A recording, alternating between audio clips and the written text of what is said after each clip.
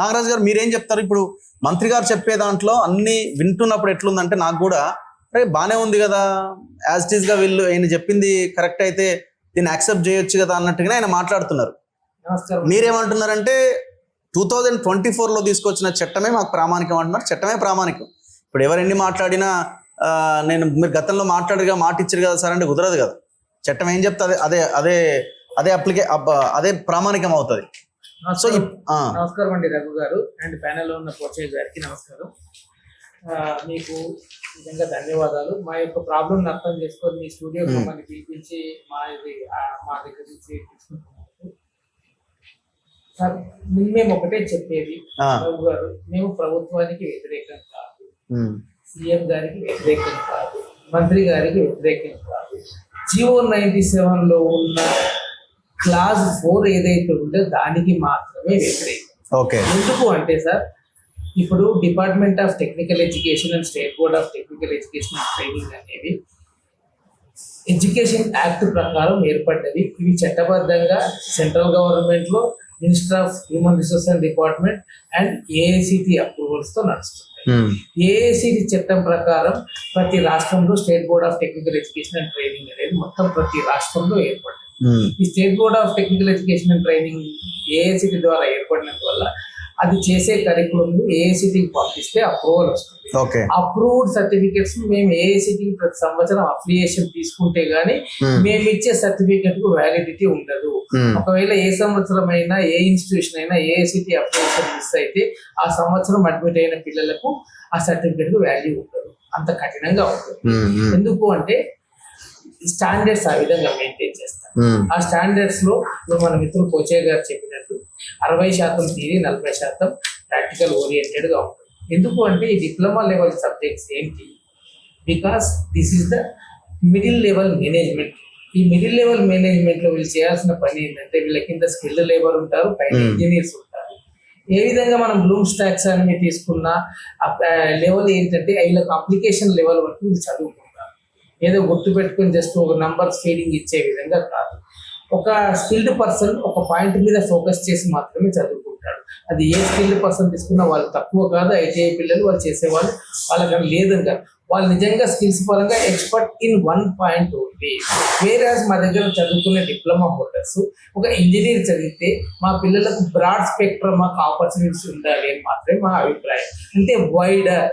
ఇప్పుడు ఈ రోజు కరికులం అనేది మీరు చూపించిన డాక్యుమెంట్ లోనే మీ పీపీటీ ప్రెజెంటేషన్ లోనే నేను మీతో ఇంతకుముందు నేను డిస్కస్ చేశాను.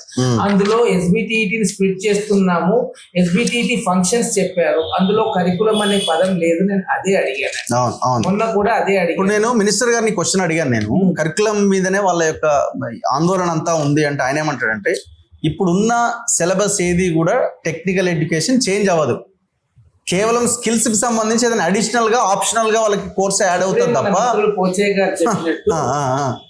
చట్టం అది చెప్పట్లేదు. అదే ఇంకొకటి వాళ్ళ చట్టంలోనే ప్రతిదీ నేను చట్టం చూపించే మాట్లాడుతున్నాను. వాళ్ళ చట్టంలో ఏముందంటే రఘు గారు క్లియర్ గా మేము ఈ యూనివర్సిటీలో ఇండస్ట్రీస్ తో కొలాబరేట్ అవుతున్నాము, వాళ్ళకు కావాల్సిన లేటెస్ట్ టెక్నాలజీని మేము తీసుకుంటాము, అది నేర్పించి ఆ సర్టిఫికేట్ ఇస్తాము, ఆ విధంగా కరికులం తయారు చేస్తామంటారు. ఫర్ ఎగ్జాంపుల్ అందరికీ కామన్ గా తెలిసింది సివిల్ ఇంజనీరింగ్. చాలా మంచినో పెద్ద గొప్ప ఇల్లు కట్టుకుంటారు. ఇల్లు కట్టుకుంటుంటే మనకు కావాల్సింది గుంతలు తవ్వడం నుంచి ఫుట్టింగ్స్ వేయడం గురించి, పిల్లర్లు వేయడము, సెంటరింగ్, కఫోల్డింగ్, అన్ని పెయింటింగ్, ప్లాస్టరింగ్, ఇవన్నీ వర్క్స్ ఉంటాయి. ప్లంబింగ్, ఫిట్టింగ్, అన్ని రకాల వర్క్స్ ఉంటాయి. ఈ వర్క్స్ అన్ని సెపరేట్ స్కిల్స్ పర్సన్స్ తీసుకుంటాం. వీళ్ళందరికీ ఒకవేళ ఒక దగ్గర ఒక పెద్ద బిల్డింగ్ కడుతుంటే దానికి స్ట్రక్చరల్ ఇంజనీర్ ఎవరు? డిప్లొమా లెవెల్ కదా. ఈ డిప్లొమా లెవెల్ అతనికి ఇన్ని రకాల పనులు వచ్చి ఉండాలి కదా, ఫస్ట్ పాయింట్. ఈ రెండో విషయము, వీళ్ళు ప్లాన్లు వేసే వాళ్ళు కూడా డిప్లొమా ఇంజనీర్సే కదా, ఆ పని కూడా వచ్చి ఉండాలి కదా.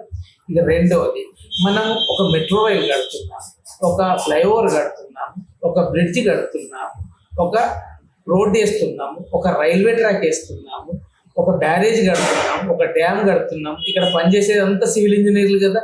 ఒక సింగిల్ వర్క్ చేసే వర్క్ కు ఒక సివిల్ ఇంజనీర్ డిప్లొమా లెవెల్లో ఇంజనీరింగ్ లో చదువుకునే ఇన్ని రకాల సబ్జెక్టులకు డిఫరెన్స్ ఉంది కదా. ఎప్పుడైతే ఈ డిఫరెన్స్ మనం మెయింటైన్ చేయలేదో ఏఐసిటి ఆ కరికులం కు అప్రూవల్ ఇవ్వదండి. ఏఐసిటి ఆ కరికులం కు ఎప్పుడైతే అప్రూవల్ ఇవ్వదో ఆ ఏఐసిటి ప్రకారం మాకు సర్టిఫికేట్ చెల్లుబాటు కాదు.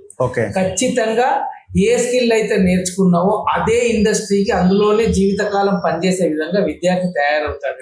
అంటే ఇప్పుడు ఏ కంపెనీలు అయితే అందులో ఉన్నాయో ఆ కంపెనీలు జీవితకాలం అందులోనే పనిచేసే అవకాశం ఉంటుంది, వేరే ఏ స్కిల్స్ నేర్చుకోకుండా. ప్లస్ ఏదన్నా గవర్నమెంట్ జాబ్ కి వెళ్దాము అంటే గవర్నమెంట్ జాబ్ కూడా రాదండి. సెంట్రల్ గవర్నమెంట్ కానీ స్టేట్ గవర్నమెంట్ కానీ పబ్లిక్ సెక్టర్ అండర్టేకింగ్స్ కానీ నోటిఫికేషన్ ఏదైనా చూడండి, the prescribed qualification from the prescribed AICTE affiliated institutions only. ఇది క్లియర్ గా మెన్షన్ చేస్తారు. మనకు అవకాశం లేని అప్రూవల్ లేని కాలేజీ గవర్నమెంట్ ఉద్యోగానికి పనికిరాదు. రీసెంట్ గా మొన్ననే 37 మంది జూనియర్ కాలేజీ అధ్యాపకులను మీరు చదివిన సర్టిఫికేట్ చెల్లుబాటు కాదు అని మొన్న వాళ్ళకి నోటీస్ ఇచ్చి తీసేశారు. సార్ ఒక పాయింట్, వీళ్ళు బీటెక్ కి మేము అవకాశం కల్పిస్తాం, లాటరల్ ఎంట్రీ, అది కూడా లాటరల్ ఎంట్రీ అంటున్నారు కదా. అవకాశం కల్పిస్తాం అని అంటేనే యాజ్ ఇట్ ఈస్ గా మిగతా కోర్సులు అన్ని ఉంటాయి అన్నట్టే కదా, కాదా? నేను చెప్తాను దానికి కూడా I'm ready to give the answer. Sir AICTE approval course లేదంటే జేఎన్టీ వాడు ఇంజనీరింగ్ అవకాశం ఇవ్వడు. వీళ్ళు ఈసెట్ పెడతారండి, మన విద్యార్థులు దాంట్లోకి ఎలిజిబుల్ కాదు. ఓకే, ఎలిజిబుల్ కారా? Car.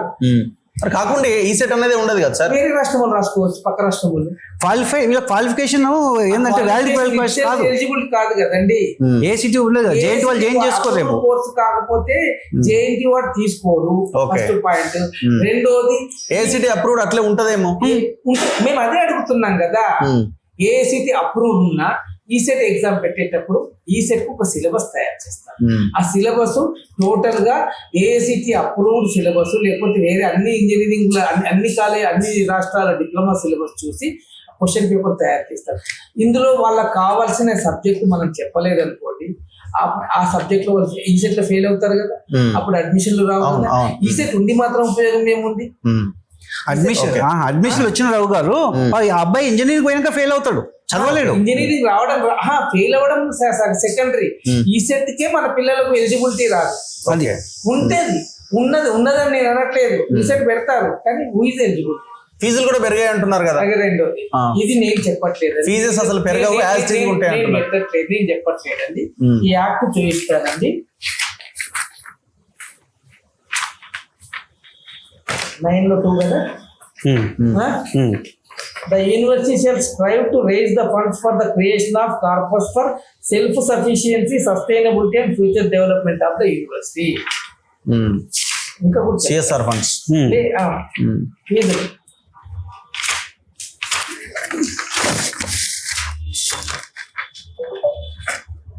The university schools can generate income from any other commercial activity utilizing its infrastructure. Okay. అంటే దీని ఇంతకుముందు చెప్పిన దానికి మిత్రులు పోచయ్య గారు చెప్పిన దానికి అదనం కమర్షియల్ కాంప్లెక్స్ కట్టుకోవచ్చండి. The university and its schools can generate income from any other commercial activity utilising its infrastructure, resources and ecosystem as the board of governors may determine as appropriate for self sufficient sustainable. మీ colleges private వాడికి ఇచ్చేసి వాడు commercial కట్టేస్తారు కదా. Okay, ఇంకా చెప్తానండి ఫీజుల గురించి కూడా.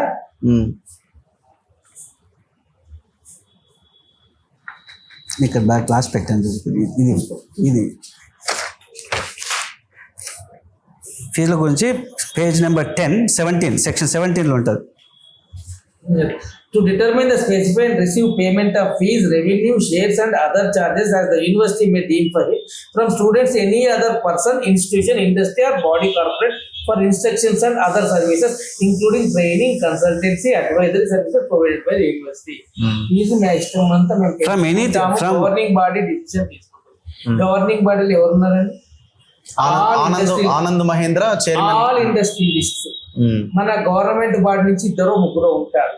Majorities under secretary, under commissioner under లోనే ఇది పనిచేస్తుంది అంటారు. ఎక్కడ ఉంది? నేను అన్న మండలారెడ్డి యూనివర్సిటీ మీ దీని తేడా ఏంది అంటే అది టోటల్ ప్రైవేట్, దాని దీనికి సంబంధం లేదు. పబ్లిక్ ప్రైవేట్ యూనివర్సిటీలో నాకు తెలిసినంత వరకు పబ్లిక్ ప్రైవేట్ Partnership. పార్ట్నర్షిప్ లో ఉన్న దాని ప్రకారం నాకు తెలిసినంత వరకు వీళ్ళ ఈ చట్టం చెప్తున్నది ఏంటి అంటే గవర్నమెంట్ ల్యాండ్ ఇవ్వాలి, బిల్డింగ్ కట్టియాలి, మిగతా అంతా మా చేతుల్లో ఉంది అని చెప్తుంది. ఇంకొక విషయం ఇందులో ఇంకొక పెద్ద బాధాకరమైన విషయం ఏంటంటే 2 సంవత్సరాల తర్వాత ఈ చట్టాన్ని సవాల్ చేయడానికి కూడా వీల్లేదు. ఓకే, ఎందుకట్లా? అది యాక్ట్ ఉంది. అది దాని తర్వాత ఇది అంటే చట్టం అట్లే ఉంటది కానీ దాన్ని సవాల్ చేయలేమా? చేయలేదు అంటే నంబర్ చెప్పు. లాస్ట్ పేజ్ ఉంటుంది 38 పేజ్ నెంబర్ 54, 55 ఉంటుంది. 38 పేజ్ నెంబర్. ఇది last pages. The government may provided that no such order shall be made after the expiry of the period of 2 years from the commencement of the act. Okay, there is no question అయ్యి దాని తర్వాత చేయలేము మేము ఇంకా. అంటే చట్టం మేము ఇచ్చేస్తున్నాము, మీకు అన్ని అవుట్ రైట్ గా మీ చేతిలో పెట్టేస్తున్నాము. కొట్టేస్తే కోర్టులు కొట్టేయాలి. గవర్నమెంట్ ఏమీ చేయలేకుండా తనకు తాను సంఖ్యలు విధిస్తుంది. సో ఇప్పుడు మీరు ఏం మీ డిమాండ్ ఏంటి? యాజ్ ఇట్ ఈస్ గా వ్యవస్థ ఎట్లుందో యాజ్ ఇట్ ఈస్ గా అట్లే ఉంచాలి. డిమాండ్ సార్, మా గురించి మేము అడగట్లేదు, మా గురించి మేము చెయ్యట్లేదు, మేము మా పాఠాలు చెప్తున్నాం. మేము నల్ల బ్యాడ్జీలు పెట్టుకొని మా కమిషనర్ గారికి గవర్నమెంట్ నోటీస్ ఇచ్చి నిరసన తెలియజేస్తున్నాం, లంచ్ అవర్ డెమాన్స్ట్రేషన్ చేస్తున్నాం. మా బాధ అంతా ఒకటే, మాకు జీతాలు ఏమైపోతాయో, మాకు ప్రాబ్లమ్స్ ఏమొస్తాయో, మా ప్రమోషన్లు ఏమొస్తాయో మాకు ఎటువంటి బాధ లేదు. మేము గవర్నమెంట్ ఉద్యోగులము, 30 సంవత్సరాల సర్వీస్ కంప్లీట్ చేసాము. ఏ శాఖలో ఉన్నా మా జీతాలు మాకు వస్తాయి. మాకు ఉండేది కొన్ని చిన్న ప్రాబ్లమ్స్, దాని గురించి కాదు.